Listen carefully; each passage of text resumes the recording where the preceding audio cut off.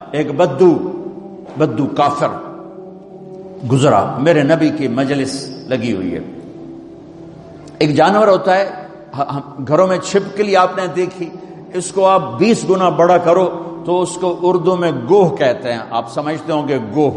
اتنا بڑا جانور ہوتا ہے، بدصورت ہوتا ہے، اور دیکھ کے بھی اس کو خوف آتا ہے، کراہیت آتی ہے۔ زمانہ جاہلیت میں عرب اس کو کھاتے تھے، شکار کرتے تھے، کھاتے تھے، پکاتے تھے۔ ایک گوہ کو شکار کر کے اور رسی سے لٹکا کر گزر رہا ہے، سامنے مجلس، بھائی یہ کون ہے؟ کہنے والے نے کہا یہ وہ ہے جو کہتا ہے میں نبی ہوں۔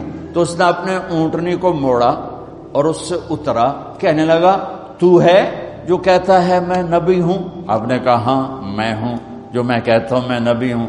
تو وہ کچھ نہیں بولا، پیچھے مڑا، وہ گوہ کو رسی سے باندھا تھا اس کو کھولا اور یوں آپ کے سامنے پھینکا۔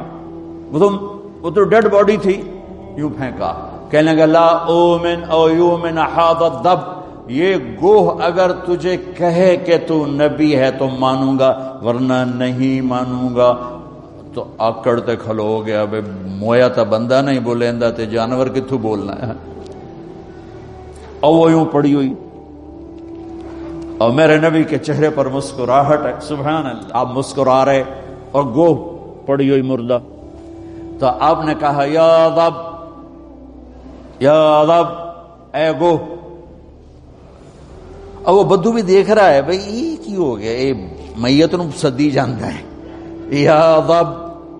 تو وہ یوں پڑی ہوئی تھی، اس کی گردن ہوتی نہیں، چھوٹی ہوتی، اندر ہی گھسی، تو اس نے ایسے آنکھیں کھولی، اس مردہ نے ڈیڈ باڈی نے آنکھیں کھولی، پھر اپنے پاؤں کا سہارا لے کر سینہ یوں اٹھایا۔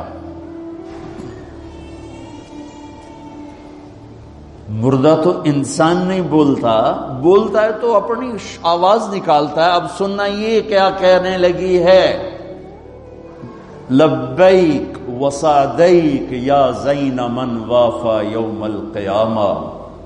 اللہ اکبر، کیا کہتی ہے؟